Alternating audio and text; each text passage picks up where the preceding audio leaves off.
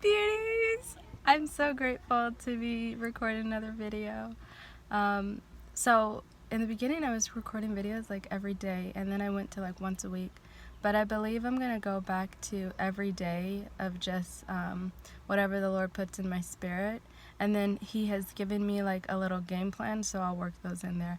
But today, guys, I'm going to be talking about insecurities, because that's something that I really had to grow through.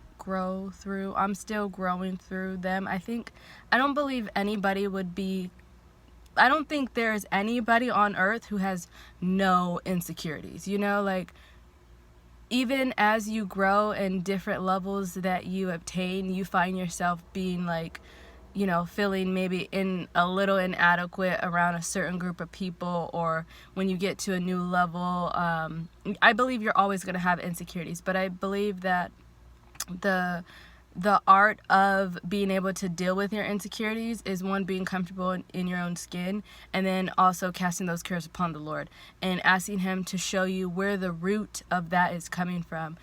Just like for myself, okay, so my parents were married for 15 years, and then after 15 years, my mom and dad got a divorce, and for a long time, the story was written in my mind of like my dad left, you know. And I'm a big believer in therapy, and I'm a big believer in coaching, because I feel as though sometimes you need to be able to talk something out with somebody who has no idea of what you're going through, and can give you what is it called, like a bird's eye view, or an outside looking in, and just be able to help you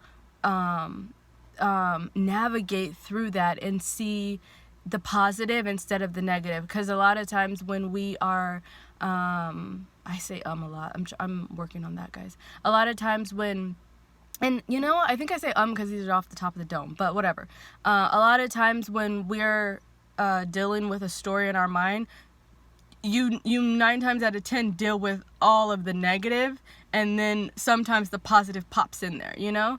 And so being able to talk that out with someone, and they show you the positive points, be able to rewrite the narrative for you, rewrite the story for you, I think that's very healthy.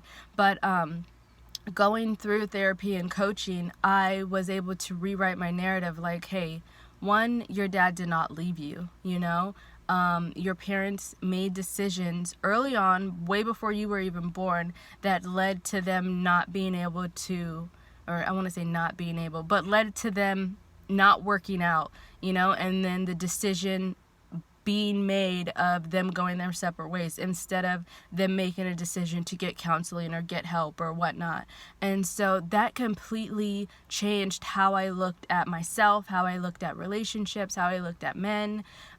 Because for a lot of times I was operating, when, you know, with insecurities, deep-rooted insecurities, if you don't get to the bottom of it, you were operating from a place of pain, or from, you know, if you're like, your dad left, any relationship you get into, it's going to be like, what do I have to do to make this person stay? And sometimes that can go against your values, or go against your morals, or go against what you stand for.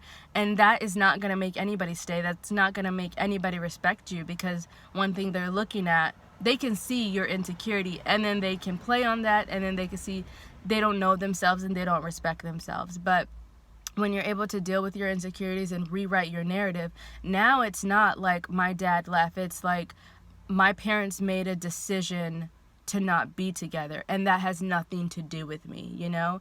And I respect my mom for what she did and who she is and the decisions that she had to make, and I respect my dad for what he is, who he is, and the decisions that he had to make.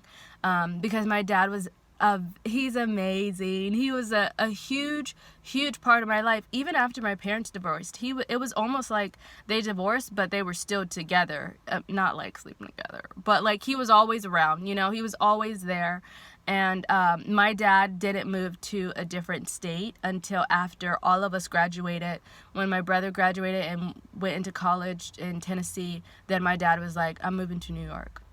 And so, but when I was operating from a place of insecurities, it was just like, I can't believe you left, you know, you're not in the home anymore. It was from that place. And then any any interaction I have, it was, even though you try to present a confident or a cool person, those insecurities spring up because you might get triggered in one way or another.